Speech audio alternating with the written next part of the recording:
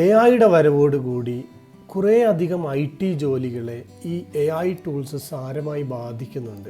ഇപ്പോൾ software architect job എടുക്കുകയാണെങ്കിൽ software architect job ഒരു ലോ ഇമ്പാക്റ്റ് ആണ് വരുന്നത്. കാരണം ഈ സോഫ്റ്റ്വെയർ ആർക്കിടെക്റ്റാണ് ഈ പ്രോംപ്റ്റുകൾ ഡിസൈൻ ചെയ്യുന്നതും ഇത് ഈ ടൂൾസിന് പറഞ്ഞു കൊടുക്കുന്നതുമാണ്. അത് കഴിഞ്ഞതിന് ശേഷം അവർ ഡെലിവർ ചെയ്ത് കഴിഞ്ഞാൽ ചെക്ക് ചെയ്യുന്നതും സോഫ്റ്റ്വെയർ ആർക്കിടെക്റ്റാണ്.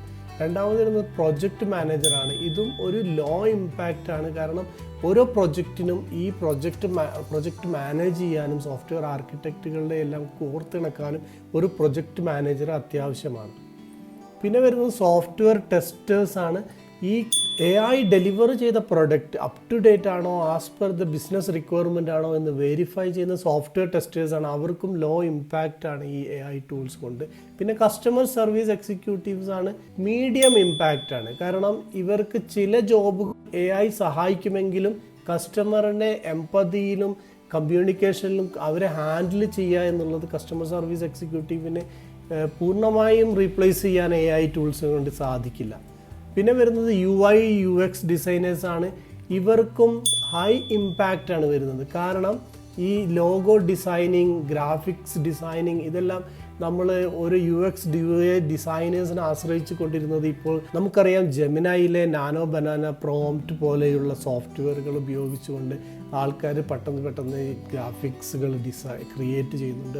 അത് കാരണം ഇവരുടെ UX ഡിസൈൻ ജോബുകൾക്ക് ഇത് വളരെ ഹൈ ഇമ്പാക്റ്റ് ആണ്. നെക്സ്റ്റ് റിസർച്ച് അനലിസ്റ്റ് ആണ്. അവർക്കും വെരി ഹൈ ഇമ്പാക്റ്റ് ആണ്. കാരണം ഈ AI ടൂൾസിന് വളരെ മില്യൺസ് ഓഫ് ഡേറ്റാസ് പെട്ടെന്ന് അനലൈസ് ചെയ്തിട്ട് ഒരു റിസൾട്ട് തരാൻ കഴിയും. ഇവർ റിസർച്ച് അനലിസ്റ്റ് ചെയ്യുന്നതിനേക്കാളും വളരെ കുറഞ്ഞ സമയം മതി. പിന്നെ വരുന്നത് സോഫ്റ്റ്വെയർ ഡെവലപ്പറാണ്. സോഫ്റ്റ്വെയർ ഡെവലപ്പേഴ്സിന് വെരി ഹൈ ഇമ്പാക്റ്റ് ആണ്. നമുക്കറിയാം ഗിറ്റ്ഹബ് കോപൈലറ്റ് പോലെയുള്ള ടൂൾസുകൾ യൂസ് ചെയ്തിട്ട് പെട്ടെന്ന് കോഡ് ജനറേറ്റ് ചെയ്യാനും പെട്ടെന്ന് പ്രൊഡക്ഷൻ ഡിപ്ലോയ്മെൻറ്റ് ചെയ്യാനും സാധിക്കും. പിന്നെ വരുന്നത് കണ്ടന്റ് റൈറ്റേഴ്സ് ആണ്. ഇവരെ വെരി ഹൈ ഇമ്പാക്റ്റ് ആണ്. കാരണം ഇവർക്ക് content writing like blog post അല്ലെങ്കിൽ വീഡിയോ ജനറേഷൻ എല്ലാം വളരെ ഈസിയായി. ഇപ്പോൾ ബിസിനസ് ക്ലയൻസിനെ അവർക്ക് നോ ഇമ്പാക്റ്റ് എന്ന് തന്നെ പറയാം. കാരണം അവർ ഈ റിക്വയർമെൻറ്റ്സ് പ്രൊവൈഡ് ചെയ്യുന്നതും അവർക്ക് സോഫ്റ്റ്വെയർ ഡെവലപ്പ് ചെയ്യുന്നതും ആയിട്ടുള്ള സോഫ്റ്റ്വെയർ കമ്പനികളുടെ ആശ്രയിച്ച് നിൽക്കേണ്ട ഒരു കാലം കഴിഞ്ഞു. അവർക്ക് വേണമെങ്കിൽ MVPs സ്വന്തമായി ഡിസൈൻ ഡെവലപ്പ് ചെയ്ത് ടെസ്റ്റ് ചെയ്യാം.